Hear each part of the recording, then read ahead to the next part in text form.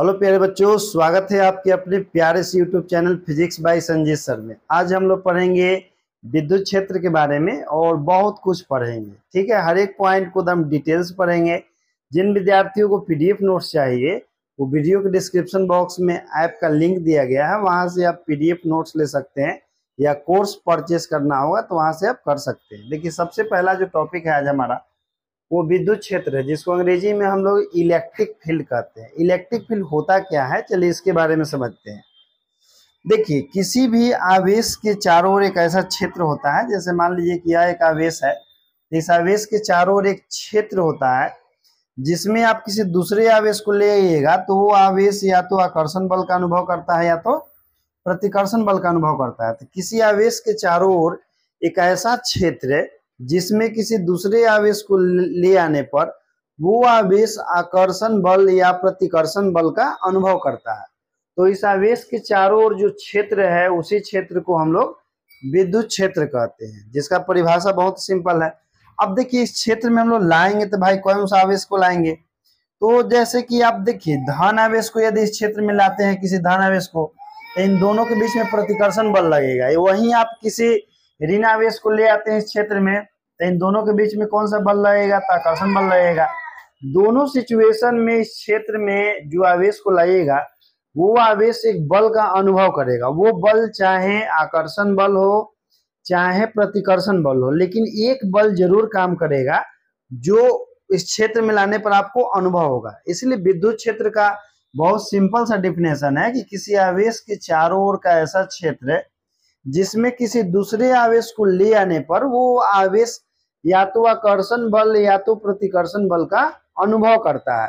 तो इस आवेश के चारों ओर का जो क्षेत्र है, इसी क्षेत्र को हम लोग क्या कहते हैं, विद्युत क्षेत्र कहते हैं।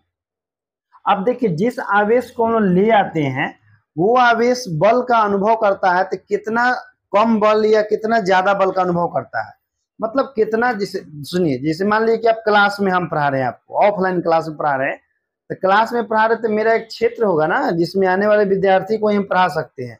उसके बाहर जो होगा उसको हम नहीं पढ़ा सकते हैं।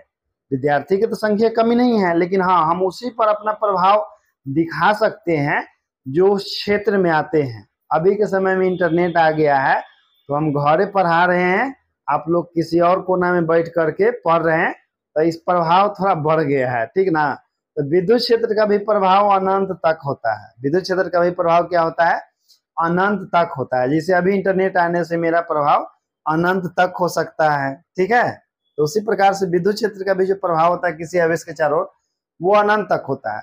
तो अब आती है विद्युत क्षेत्र की तीव्रता। ये विद्युत क्षेत्र की तीव्रता किसे कहते हैं भाई, तो चलिए इसको समझते हैं। जैसे मान लीजिए कि यह किसी आवेश का क्षेत्र है, तो इस आवेश के क्षेत्र में हम किसी दूसरे आवेश Q को ले आते हैं, किसी दूसरे आवेश Q को ले आते हैं। तो यह आवेश यदि धन आवेश हुआ तो यह प्रतिकर्षण बल का अनुभव करेगा। तो मान लेते हैं कि यह आवेश Q जो है जितना बल का अनुभव करेगा उस बल को हम F मान लेते हैं। ये हमारा जो आवेश है ना, इस आवेश के क्षेत्र में हम दूसरे आवेश Q को ले आए हैं, तो यह आवेश जो स्मॉल q है वो आकर्षण या प्रतिकर्षण बल का अनुभव करेगा। फिलहाल ये तो धन आवेश है और यह भी धन आवेश है, तो प्रतिकर्षण बल का ही अनुभव करेगा।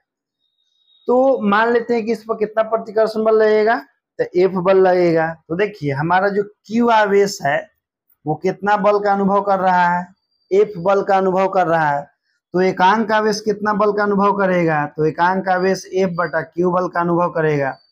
एकांक आवेश से F बटा Q बल का अनुभव करेगा।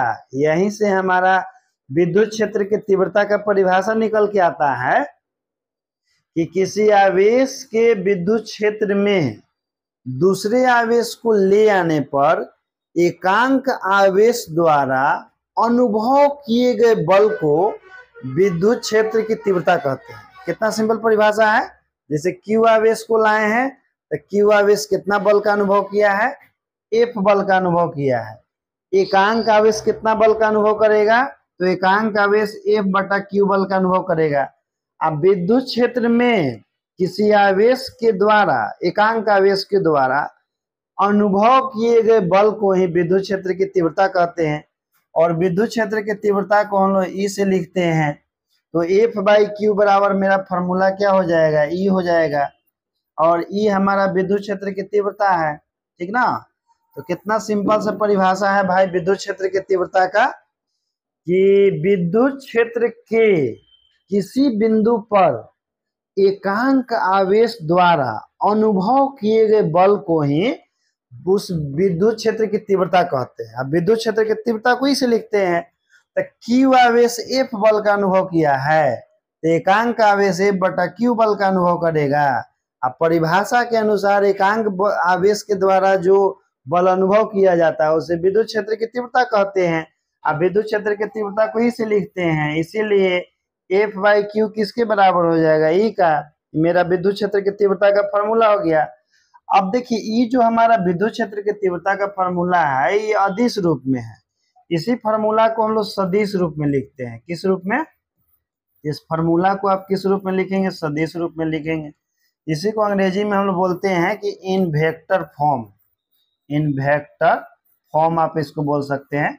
तो इसका जो विद्युत क्षेत्र का जो सदिश रूप में फॉर्मूला होता है दोस्त, तो सदिश रूप में हमारा होता है वेक्टर ई बराबर होता है वेक्टर एफ बटा क्यू होता है। यदि आप परीक्षण आवेश क्यू के जगह क्यू नोट ले लेते हैं तो यही फॉर्मूला कुछ इस प्रकार से होता है, ई बराबर मेरा हो जाता है एफ बटा में क्यू नोट हो जाता है। लेकिन हाँ ध्यान रखिएगा, यदि आप परीक्षण आवेश क्यू की जगह क्यू नोट लेते हैं तब आपका फॉर्मूला ई बराबर एफ बटा क्यू नोट होता है, नहीं तो यदि आवेश क्यू लेंगे तो ई बराबर एफ बटा क्यू होगा। तो यहाँ भी हम लिख देते हैं उसको वेक्टर फॉर्म में, जो क्यू नोट लेते हैं उसके फॉर्म में लिख देते हैं। तो वेक्टर एफ बटा में मेरा क्या हो गया, क्यू नोट हो गया। अब देखिए दोस्त विद्युत क्षेत्र जो है ये हमारा सदिश राशि है, इसका बीमा क्या होता है, तो विद्युत क्षेत्र की तीव्रता का हमारा बीमा होता है M L T inverse A inverse, ये हमारा बीमा होता है विद्युत क्षेत्र की तीव्रता का। विद्युत क्षेत्र की तीव्रता का दो एसआई मात्रक होता है, एक तो हमारा होता है इसका न्यूटन प्रति कूलम होता है और दूसरा हमारा होता है इसका वोल्ट प्रति मीटर होता है। तो विद्युत क्षेत्र की तीव्रता का दो एसआई मात्रक है, इसलिए इसका एसआई मात्रक अक्सर एग्जाम में पूछा जाता है, तो आपको एसआई मात्रक याद रखने हैं इसका। इसके बाद देखिए हम लोग को विद्युत क्षेत्र की तीव्रता के सूत्र लिखना है, तो चूंकि सूत्र तो हम लोग पीछे लिख चुके हैं, ई बराबर मेरा फॉर्मूला आ गया है बटा क्यू, जो कि पीछे आपको निकाल के दिखा चुके हैं। फिर हमको इसका एसआई मात्रक लिखना है, तो एसआई मात्रक इसका देखिए हम निकाल के आपको दिखाते हैं। चूंकि ई बराबर फॉर्मूला होता है एफ बटा क्यू होता है, तो एफ हमारा बल है, क्यू हमारा आवेश है, तो बल का हमारा मात्रक होता है न्यूटन प्रति कूलम, जिसका हम लोग लिखते हैं न्यूटन प्रति कूलम इस प्रकार से, या न्यूटन कूलम इनवर्स लिखते हैं। ये हमारा विद्युत क्षेत्र की तीव्रता का मात्रक हो गया। विद्युत क्षेत्र की तीव्रता का एक और फॉर्मूला होता है, लेकिन वो हम आगे पढ़ेंगे। यदि आपको जानने की इच्छा है तो हम अभी भी बता सकते हैं।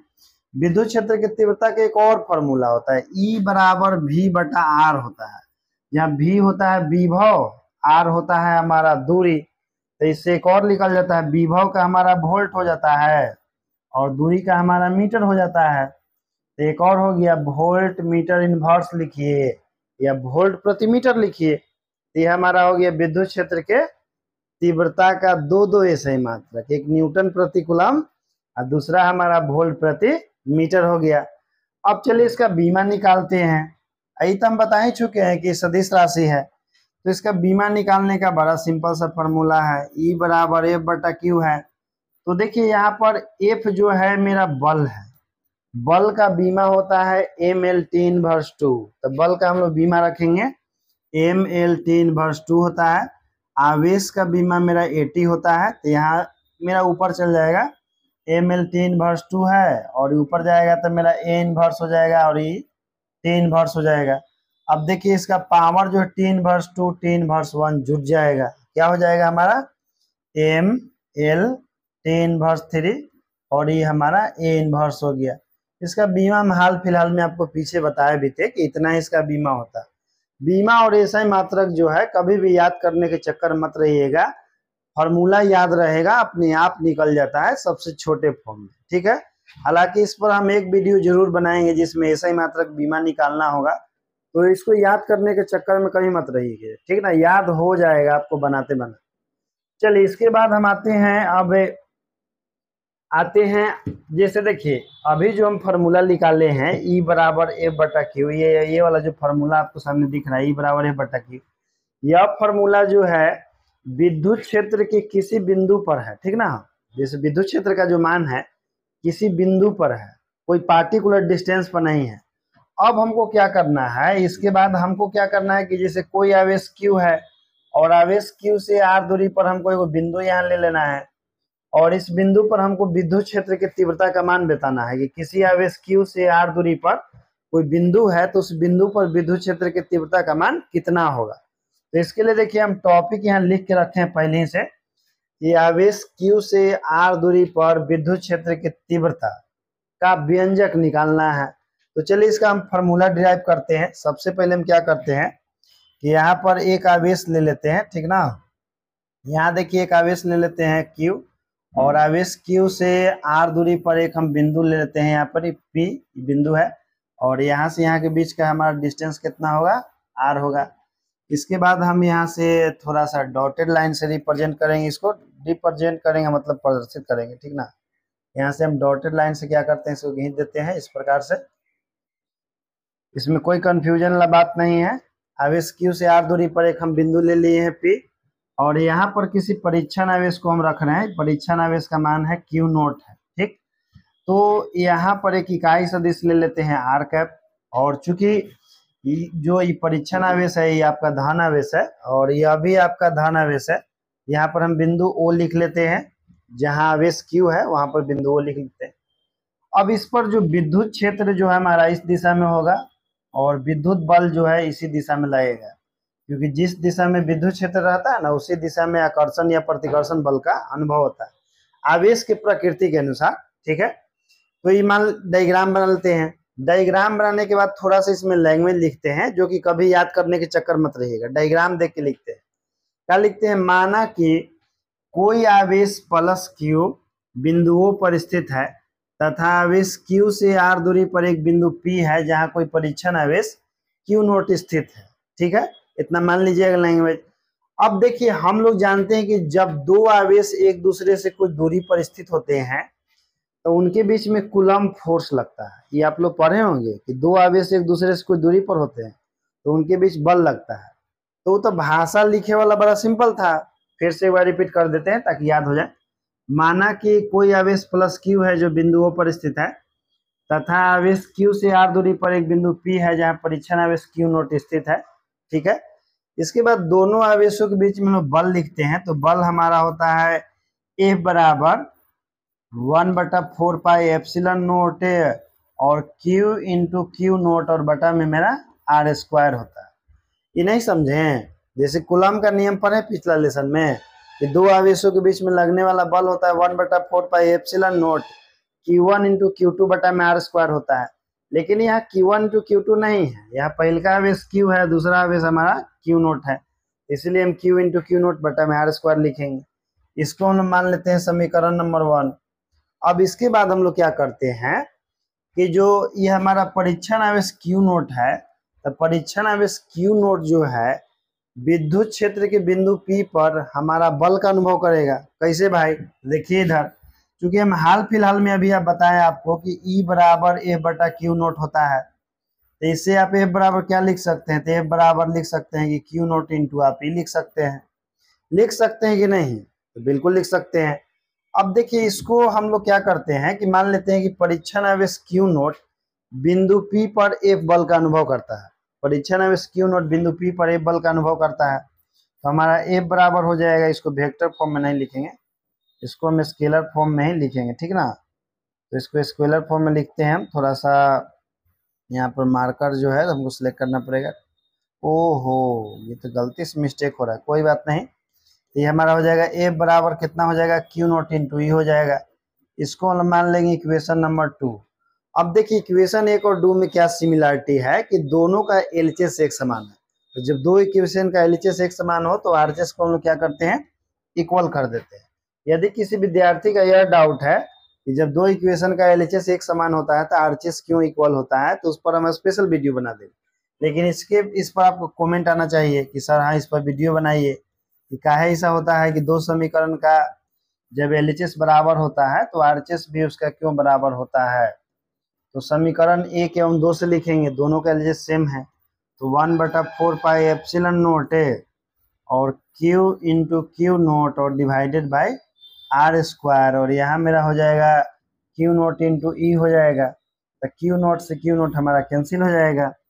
ये हमारा हो जाएगा 1/4 पाई एप्सिलॉन नोट है Q और डिवाइडेड बाई R स्क्वायर, बराबर में हमारा हो जाएगा यहाँ पर E। तो बस इसी को सजा के लिख दीजिए, हो गया आपका इक्वेशन विद्युत क्षेत्र की तीव्रता का, वो भी आवेश Q से R दूरी पर। तो E बराबर हमारा क्या हो गया, E बराबर हमारा हो गया 1/4 पाई एप्सिलॉन नोट Q बटा में R स्क्वायर हो गया।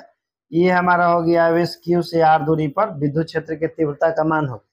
इसी फार्मूला को यदि आप सदिश रूप में लिखना चाहते हैं, यानी कि वेक्टर फॉर्म में, तो सदिश रूप में आप लिख सकते हैं इसको इस प्रकार से। कैसे भाई, तो देखिए इसको ऐसे आप लिख सकते हैं। थोड़ा सा हम यहाँ आपको डायग्राम देख के समझाते हैं। डायग्राम में देखिए, डायग्राम जो आपको दिख रहा है, इस डायग्राम में देखिए आर कैप जो है एक यूनिट वेक्टर है जिसका डायरेक्शन जो है O से P की ओर है, आर कैप। तो उसी के अलोंग हमारा विद्युत क्षेत्र भी है, तो इसको सदिश रूप में हम लोग लिखेंगे vector E is equal to 1/4 pi epsilon naught और Q divided by R square, और ये हमारा आर कैप। तो ये हमारा हो गया वेक्टर फॉर्म में हो गया। अब देखिए विद्युत क्षेत्र की तीव्रता का आप दो फॉर्मूला जान गए, एक तो E बराबर है बटा Q और दूसरा फॉर्मूला E बराबर 1/4 पाई एप्सिलॉन नोट Q बटा R स्क्वायर। वेक्टर फॉर्म की बात करें तो vector E is equal to 1/4 pi epsilon Q बटा R स्क्वायर और इनटू में हमारा आर कैप हो गया। तो दो फॉर्मूले आपके सामने हो गए, ठीक है। अब कहिएगा कि आर कैप क्या है सर, तो आर कैप इसमें एक यूनिट वेक्टर है जिसका डायरेक्शन जो है बिंदु O से P की ओर है, जिसका डायरेक्शन बिंदु O से P की ओर है, बताता है कि विद्युत क्षेत्र इसी डायरेक्शन में है, ठीक ना, यानी कि विद्युत क्षेत्र के अनुदिश उसका अति है। अब देखिए यहाँ पर जैसे कुछ नोट्स उभर के आते हैं, नोट इसमें क्या उभर के आता है, नोट थोड़ा पॉइंट में ध्यान रखिएगा। इसमें 1/4 पाई एप्सिलॉन नोट जो है दोस्त मेरा कांस्टेंट है। तो एकल आवेश के कारण जो विद्युत क्षेत्र होता है वो आवेश के परिमाण के सीधा समानुपाती होता है। सिंगल आवेश के कारण जो विद्युत क्षेत्र का मान होता है वो आवेश के परिमाण के सीधा समानुपाती होता है। कहने का मतलब कि जितनी ज्यादा बड़ा आवेश रहेगा, जितने बड़ा परिमाण का आवेश रहेगा, उसके कारण उत्पन्न विद्युत क्षेत्र का मान उतना ही ज्यादा शक्तिशाली होगा, उतना ही पावरफुल विद्युत क्षेत्र होगा, ठीक ना। तो ध्यान रखिएगा कि एकल आवेश के कारण उत्पन्न विद्युत क्षेत्र की तीव्रता का जो मान होता है आवेश के परिमाण के सीधा समानुपाती होता है, अर्थात ई समानुपाती क्यों होता है, जितने बड़ा आवेश रहेगा उससे उतने ही ज्यादा शक्तिशाली विद्युत क्षेत्र उत्पन्न होगा। दूसरा हमारा होता है ई समानुपाती 1/r स्क्वायर होता है। कहने का मतलब कि किसी आवेश के कारण जो विद्युत क्षेत्र उत्पन्न होता है आवेश और बिंदु के बीच के दूरी के वर्ग के व्युत्क्रमानुपाती होता है। जैसे आवेश हमारा Q हो गया, बिंदु यहाँ P हो गया, दोनों के बीच के दूरी के वर्ग के व्युत्क्रमानुपाती होता है। कहने का मतलब है कि आवेश से जैसे जैसे हम लोग दूर जाएंगे विद्युत क्षेत्र की तीव्रता का मान वैसे वैसे घटते जाएगा। आवेश से जैसे जैसे दूर जाएंगे विद्युत क्षेत्र की तीव्रता का मान वैसे वैसे घटते जाएगा, ठीक ना। ये दो नोट आप याद रखिएगा मेरी तरफ से।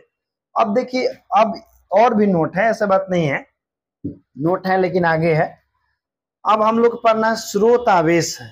स्रोत आवेश को अंग्रेजी में सोर्स चार्ज कहते हैं। स्रोत आवेश क्या होता है, जैसे देखिए यह मान लीजिए कि कोई आवेश Q है, इसके चारों ओर विद्युत क्षेत्र उत्पन्न हो रहा है और यह बाहर से लाया गया आवेश है वो Q नोट।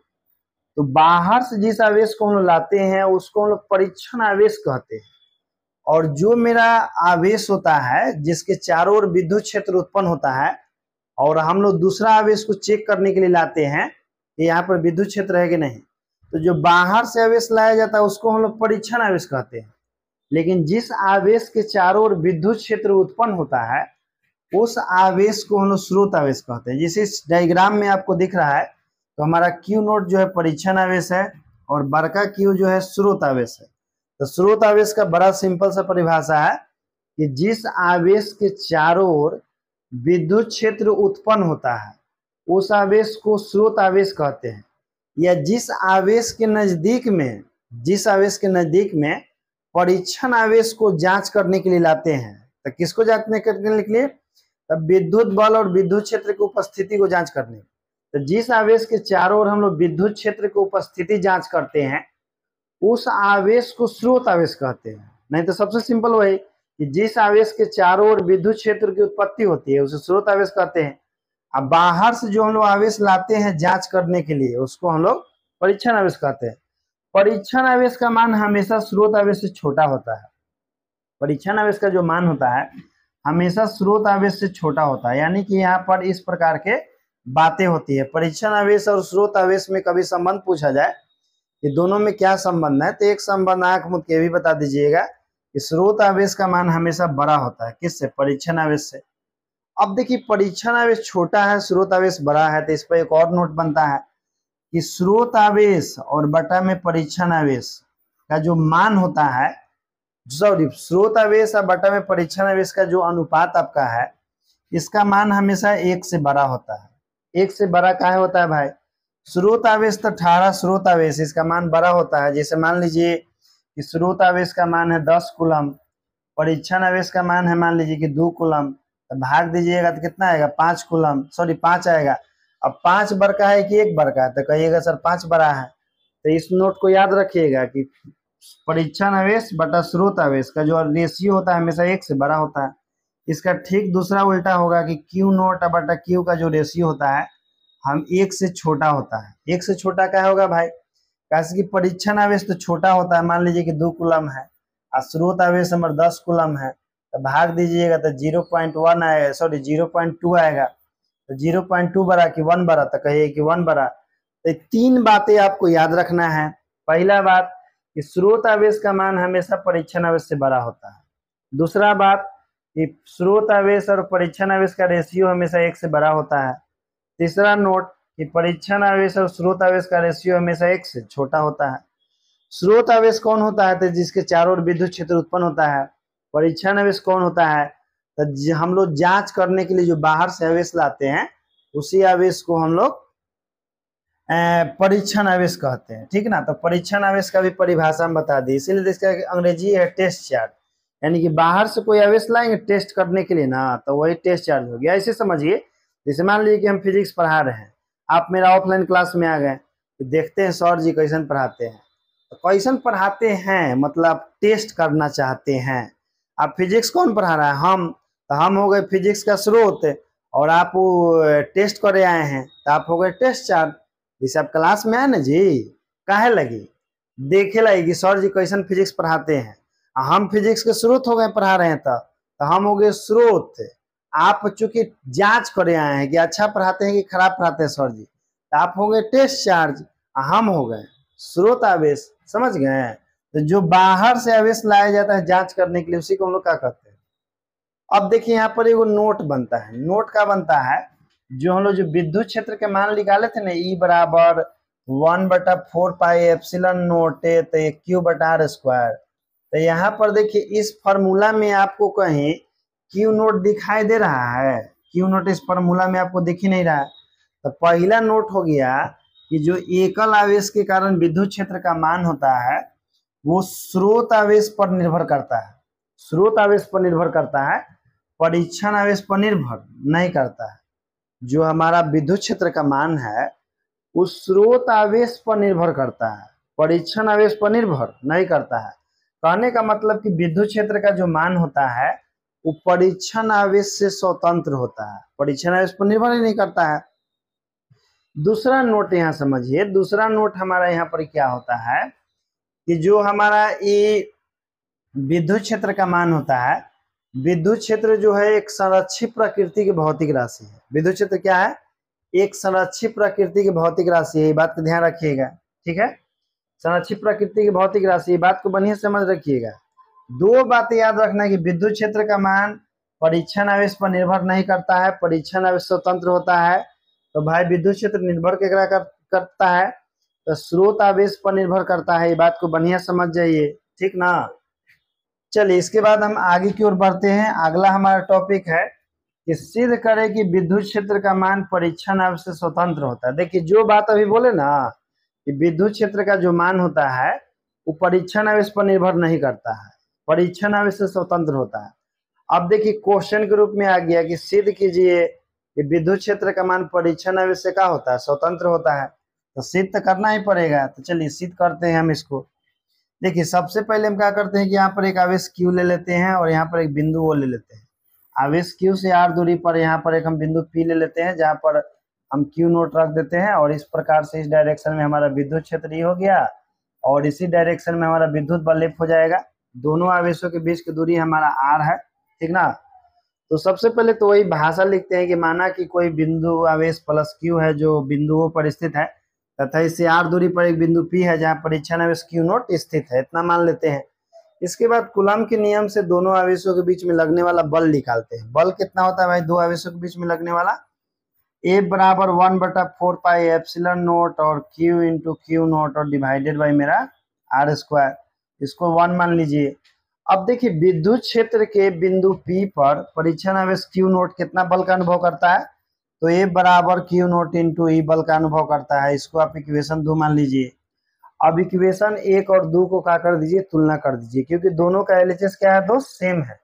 जब एलएचएस सेम है तो आरएचएस बराबर कर दीजिए। तो इससे क्या हो जाएगा, समीकरण 1 एवं 2 से लिख दीजिए कि समीकरण 1 एवं 2 से, समीकरण 1 एवं 2 से, तो समीकरण 1 एवं 2 से करेंगे ना तो क्या हो जाएगा कि दोनों का एलएचएस सेम है, तो आरएचएस बराबर करेंगे 1/4 pi epsilon naught Q into Q note और डिवाइडेड बाई मेरा R स्क्वायर, और इधर मेरा हो जाएगा मेरा Q नोट इंटू E हो जाएगा, Q नोट से Q नोट कैंसिल हो जाएगा, तो मेरा E बराबर क्या हो जाएगा 1/4 पाई एप्सिलॉन नोट और मेरा Q बटा में R स्क्वायर हो जाएगा।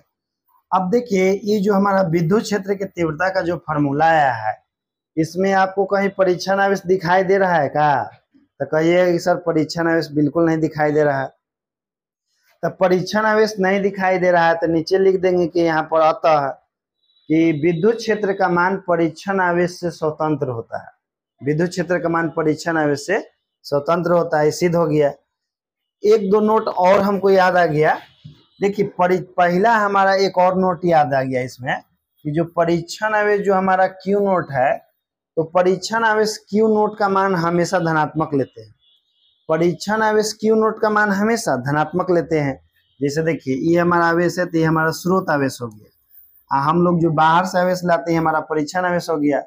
तब कह रहा है कि परीक्षण आवेश का जो मान होता है वो हमेशा धनात्मक लेते हैं। अब कोई विद्यार्थी पूछेगा परीक्षण आवेश का मान धनात्मक क्यों लेते हैं, तो देखिए प्रत्येक आवेशित कण का कुछ ना कुछ द्रव्यमान होता है, इसका भी कुछ ना कुछ द्रव्यमान होगा, इसका भी कुछ ना कुछ द्रव्यमान होगा। तो दो द्रव्यमान की वस्तुओं के बीच में गुरुत्वाकर्षण बल काम करता है। दो द्रव्यमान की वस्तुओं के बीच में गुरुत्वाकर्षण बल काम करता है, जिसका मान होता है F बराबर G m1 इंटू m2 बटा में R स्क्वायर होता है। अब गुरुत्वाकर्षण बल जो होता है वो हमेशा आकर्षण बल होता है। गुरुत्वाकर्षण बल हमेशा आकर्षण बल होता है, द्रव्यमान के कारण लगता है। अब प्रत्येक आवेशित कण का द्रव्यमान जरूर होता है, कोई भी ऐसा आवेशित कण नहीं है जिसका द्रव्यमान नहीं हो। तो इसका भी कुछ ना कुछ द्रव्यमान होगा, इसका भी कुछ ना कुछ द्रव्यमान होगा। तो द्रव्यमान के कारण दोनों के बीच में आकर्षण बल लगेगा गुरुत्वाकर्षण बल के रूप में। और देखिए लेकिन दोनों के बीच में प्रतिकर्षण बल कब लगेगा, तो जब दोनों के दोनों धन आवेश होगा तब। क्योंकि यदि E वाला ऋण आवेश हो गया और E वाला धन आवेश हो गया, यदि E वाला ऋण आवेश हो गया, E वाला धन आवेश हो गया, तो दोनों के बीच में आकर्षण बल लगेगा, क्योंकि विपरीत आवेशों के बीच में भी आकर्षण लगता है और द्रव्यमानों के बीच में भी आकर्षण लगता है। तो एग्जैक्ट पते नहीं चल पाएगा कि आकर्षण द्रव्यमान के कारण लग रहा है कि दो विपरीत आवेशों के कारण लग रहा है, लेकिन प्रतिकर्षण कब होता है, जब दोनों के दोनों धन आवेश होता है तब होता है। तो इसीलिए परीक्षण आवेश का मान हमेशा धनात्मक लेते हैं। क्यों, क्योंकि आकर्षण बल तो दो द्रव्यमानों के पिंडों के बीच में भी होता है और दो विपरीत आवेशों के बीच में भी होता है, लेकिन प्रतिकर्षण बल जो होता है दो समान प्रकृति के आवेशों के बीच में ही होता है। अब देखिए एक और हमको नोट याद आ गया कि जो परीक्षण आवेश का मान है दोस्त, वो हम लोग हमेशा छोटा लेते हैं। परीक्षण आवेश का जो मान होता है ना, वो हमेशा स्रोत आवेश से छोटा लेते हैं। तब कोई विद्यार्थी के मन में सवाल आ रहा होगा कि सर परीक्षण आवेश का मान छोटा लेते हैं तो कोई वो सीमा होगा ना कि छोटा में कितना छोटा तक ले सकते हैं। अब इतना छोटा तो नहीं ले ले कि ओकर मान न दिखाई दे, ओकर मान नगण्य हो। तो परीक्षण आवेश को हमेशा हम लोग छोटा लेते हैं, लेकिन छोटा से भी छोटा कितना छोटा ले सकते हैं, एगो सीमा होगा। तो सबसे छोटका परीक्षण आवेश जो होता है ना, तो सबसे छोटका परीक्षण आवेश जो होता है एक प्रोटॉन हो सकता है। सबसे छोटा परीक्षण आवेश क्या होता है, एक प्रोटॉन हो सकता है। अब प्रोटॉन का आवेश कितना होता है, तो प्रोटॉन का आवेश जो होता है प्लस 1.6 गुना 10 के पावर माइनस 19 कूलम होता है। तो आपसे कोई पूछे ना कि सबसे छोटा परीक्षण आवेश का मान कितना होता है, तो कह दीजिए कि सबसे छोटा परीक्षण आवेश एक प्रोटॉन होता है, और जिसका मान जो है प्लस 1.6 गुना 10 के पावर माइनस 19 कूलम होता है। हालांकि इससे बड़ा भी आप परीक्षण आवेश ले सकते हैं, 1 कूलम के परीक्षण आवेश ले सकते हैं, 2 कूलम के ले सकते हैं, 3 कूलम के ले सकते हैं, लेकिन जितने छोटा परीक्षण आवेश होता है उतने अच्छा रहता है। तो सबसे छोटा में कितना छोटा भाई, तो सबसे छोटा में इतने छोटा ले सकते हैं, इससे छोटा परीक्षण आवेश आप नहीं ले सकते हैं। तो न्यूनतम सबसे छोटे परीक्षण आवेश का मान प्लस 1.6 गुना 10 के पावर माइनस 19 कूलम होता है, जो कि एक प्रोटॉन के आवेश के बराबर होता है। अब देखिए छोटा परीक्षण आवेश काहे लेते हैं, इसका कारण समझ लीजिए। बड़ा परीक्षण आवेश काहे ले सकते हैं, जैसे मान लीजिए कि स्रोत आवेश है, तो स्रोत आवेश का मान लीजिए कि 10 कूलम है। परीक्षण आवेश ला रहे हैं तो परीक्षण आवेश का मान लीजिए कि 1 कूलम है, परीक्षण आवेश का मान 1 कूलम। तो ऐसा नहीं है कि जो छोटका आवेश है इसके चारों ओर विद्युत क्षेत्र नहीं होता है। जैसे देखिए हम आपको फिजिक्स पढ़ा रहे हैं, तो ऐसा थोड़ी है कि आपको फिजिक्स का कुछ जानकारी ही नहीं है, फिजिक्स का कुछ नहीं है, फिजिक्स के आपको पी भी नहीं मालूम है। आपको मालूम है, आप बचपने से फिजिक्स पढ़ रहे हैं, 6ठा 7वां क्लास से, तब फिजिक्स का जानकारी आपको पास है ना जी। पहले से 6ठा 7वां 8वां 9वां 10वां 11th पढ़ लिए हैं, 11th अब 12 में आप आ गए हैं, और 12 क्लास में आप हमारा से फिजिक्स पढ़ रहे हैं। तो आपके पास जो फिजिक्स का नॉलेज है वो हमारा तुलना में आपके पास कम है। लेकिन ऐसा कोई थोड़ी कह सकता है कि सर हमारा भी फिजिक्स के सब एकदम जीरो नॉलेज है। तो ऐसा थोड़ी है कि जो स्रोत परीक्षण आवेश है इसके पास विद्युत क्षेत्र नहीं होता है, इसके पास भी विद्युत क्षेत्र होता है, लेकिन इसका विद्युत क्षेत्र जो कम शक्तिशाली होता है। जैसे आपके पास फिजिक्स का नॉलेज है ना, तो फिजिक्स का नॉलेज आपके पास है, लेकिन वो जो नॉलेज है मेरे ऊपर प्रभाव नहीं डाल सकता है, क्योंकि आपके पास फिजिक्स का कम नॉलेज है हमसे, और मेरे पास जो है आपसे ज्यादा नॉलेज है। तो हम आपके ऊपर प्रभाव डाल सकते हैं, लेकिन आप मेरे ऊपर प्रभाव नहीं डाल सकते हैं। काहे भाई, फिजिक्स के नॉलेज आपके पास भी है, फिजिक्स के पास हमरो भी है नॉलेज, लेकिन आपके पास कम नॉलेज है, हमारा पास ज्यादा नॉलेज है। तो इसी जो ये परीक्षण आवेश होता है ना, तो एकरो पास अपन विद्युत क्षेत्र होता है, लेकिन तनी कम पावर वाला विद्युत क्षेत्र होता है। आई जो हमारा स्रोत आवेश है इसके पास भी विद्युत क्षेत्र होता है, लेकिन ज्यादा शक्ति वाला विद्युत क्षेत्र होता है। तो नोट करके लिख लीजिएगा कि स्रोत आवेश का विद्युत क्षेत्र परीक्षण आवेश के विद्युत क्षेत्र को प्रभावित कर सकता है, जबकि परीक्षण आवेश का विद्युत क्षेत्र स्रोत आवेश के विद्युत क्षेत्र के ऊपर प्रभाव नहीं डाल सकता है। बढ़िया से इसको नोट करके लिख लीजिएगा कि स्रोत आवेश का विद्युत क्षेत्र परीक्षण आवेश के ऊपर प्रभाव डाल सकता है, लेकिन परीक्षण आवेश का विद्युत क्षेत्र स्रोत आवेश के ऊपर प्रभाव नहीं डाल सकता है। कभी भुला जाइएगा तो अपना फिजिक्स के नॉलेज देख लीजिएगा कि सर जी से मेरा नॉलेज कम है, यानी कि आप मेरे ऊपर प्रभाव नहीं डाल सकते हैं। यदि आप हमसे ज्यादा जानते हैं तो आप मेरे ऊपर प्रभाव डाल सकते हैं। हाँ, एक समय आएगा कि आप पढ़ रहे हैं, आपके पास हमसे भी ज्यादा फिजिक्स के नॉलेज हो जाएगा, तो आप हो जाइएगा स्रोत और फिर हम हो जाएंगे परीक्षण।